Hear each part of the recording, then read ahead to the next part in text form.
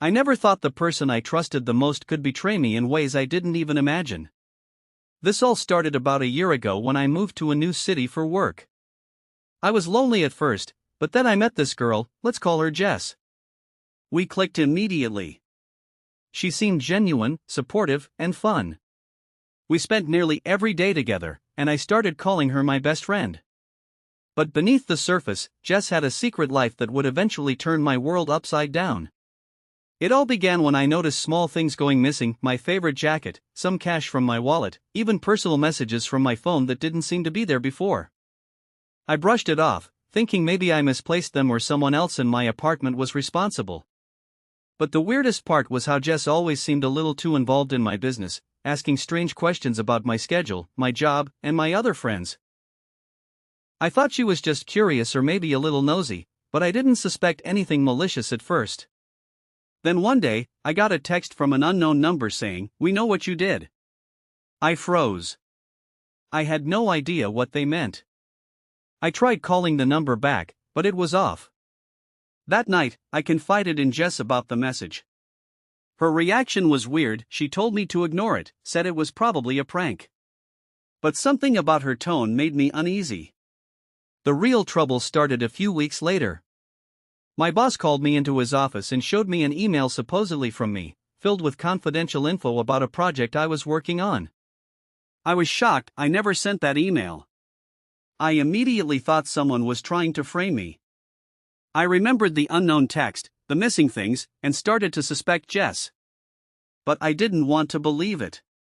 She was my best friend, after all. I tried to confront her subtly, but she always deflected, gave vague answers, or laughed it off. Meanwhile, I started noticing people at work giving me strange looks, whispering behind my back. Rumors started spreading that I was leaking company secrets, and my reputation began to crumble. I was stressed, anxious, and starting to lose my grip. Then came the worst day. I was called into a disciplinary meeting. They showed me messages from my phone to a competitor company, arranging to share sensitive info.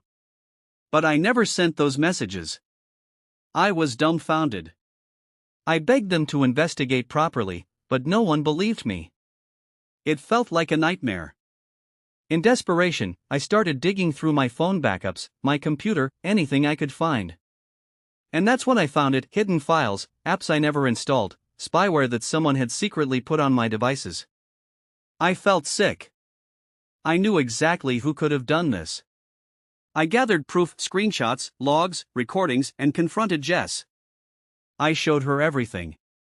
Her face changed from surprise to anger in seconds. She admitted everything. She said she was jealous of my success, my new life, and wanted to ruin me. She thought she could get away with it because she knew how to manipulate people. I felt betrayed, heartbroken, and furious all at once. But the story didn't end there. I went to HR with the evidence, but Jess was charming and denied everything. Some coworkers sided with her, calling me paranoid or crazy. It was like I was fighting an invisible enemy with no backup. The company launched an investigation, and thankfully, the truth came out. Jess was fired, and I got my job back. But the damage was done. My trust was shattered, and my mental health took a hit. I stopped being social, withdrew from everyone. The girl I thought was my best friend was a master manipulator who had almost destroyed my life. It took months of therapy and support from my real friends and family to recover. I'm sharing this not for sympathy but as a warning: sometimes, the people closest to you aren't who they seem. Pay attention to the signs, trust your instincts, and don't be afraid to stand up for yourself. Even when no one believes you, your truth matters.